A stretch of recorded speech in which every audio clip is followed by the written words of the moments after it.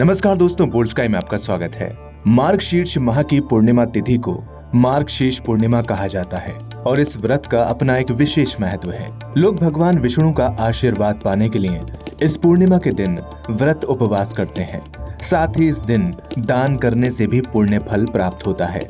अगर आप भी मार्गशीर्ष पूर्णिमा का व्रत कर रहे हैं तो सत्यनारायण भगवान की ये कथा जरूर सुने। पौराणिक कथा के अनुसार एक बार नारद जी भगवान विष्णु के पास बहुत ही दुखी होकर पहुंचे और कहा कि उनसे दुखी मनुष्य के कष्टों को देखा नहीं जा रहा।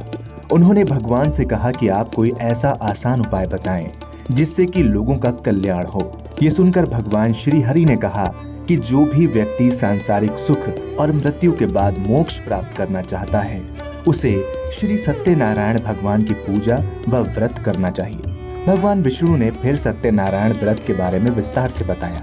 सत्यनारायण कथा का प्रारंभ भगवान विष्णु और नारद जी के वार्तालाप से होते हुए श्री हरि के सत्यनारायण व्रत एवं पूजन की विधि के वर्णन के साथ राजा उल्कामुख, गरीब लकड़हारा, निर्धन ब्राह्मण, साधु वैश्य, लीलावती, कलावती, धनवान व्यवसायी, राजा तुंगध्वज एवं गोपगणों की कथा तक है।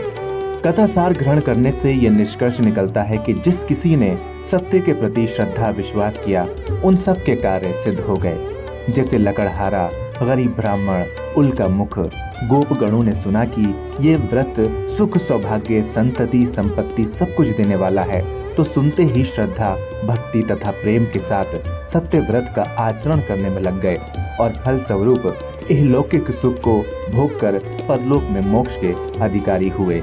साधु वैश्य ने भी यही प्रसंग राजा उल्कामुख से विधि विधान के साथ सुना, किंतु उसका विश्वास अधूरा था। श्रद्धा में कमी थी। वो कहता था कि संतान प्राप्ति पर सत्य व्रत पूजन करूंगा। समय बीतने पर उसके घर एक सुंदर कन्या ने जन्म लिया। उसकी श्रद्धालु पत्नी ने व्रत की याद दिलाई तो उसने कहा कि कन्या के विवाह के समय करेंगे। समय आने पर कन्या का विवाह भी हो गया, किंतु उस वैश्य ने व्रत नहीं किया। वो अपने दामाद को लेकर व्यापार के लिए चला गया। उसे चोरी के आरोप में राजा चंद्रकेतु द्वारा दामाद सहित कारागार में डाल दिया गया। पीछे घर में भी चोरी हो गई। पत्नी लीलावती व पुत्री कलावती भिक्षावृत्ति के लिए विवश हो गई। एक दिन कलावती ने किसी विप्र के घर श्री सत्यनारायण का पूजन होते देखा और घर आकर माँ को बताया। तब माँ ने अगले दिन श्रद्धा से व्रत पूजन कर भगवान से पति और दामाद के शीघ्र वापस आने का वरदान मांगा। श्री हरि प्रसन्न हो गए और स्वप्न में राजा को दोनों बंदियों को छोड़ने का आदेश दिया। राजा ने उनका धन धान्य तथा प्रचुर द्रव्य देकर उन्हें विदा किया।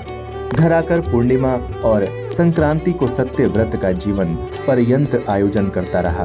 फलस्वरूप सांसारिक सुख भोग कर उसे मोक्ष प्राप्त हुआ। इसी प्रकार राजा तुंगध्वज ने वन में गोपगणों को श्री सत्यनारायण भगवान का पूजन करते देखा, किंतु प्रभुता के मद में चूर राजा ने ना तो पूजा स्थल पर गया, ना दूर से ही प्रणाम किया और ना ही गोपगणों द्वारा दिया प्रसाद ग्रहण किया। परिणाम ये हुआ कि राजा के पुत्र, धन धान्य, अश्व गजादि सब नष्ट हो गए। राजा को अकस्मात ये आभास हुआ कि विपत्ति का कारण सत्यदेव भगवान का निरादर है। उसे बहुत पश्चाताप हुआ। वो तुरंत वन में गया। गोपगणों को बुलाकर काफी समय लगातार सत्यनारायण भगवान की पूजा की। फिर उसने उनसे ही प्रसाद ग्रहण किया तथा घर आ गया।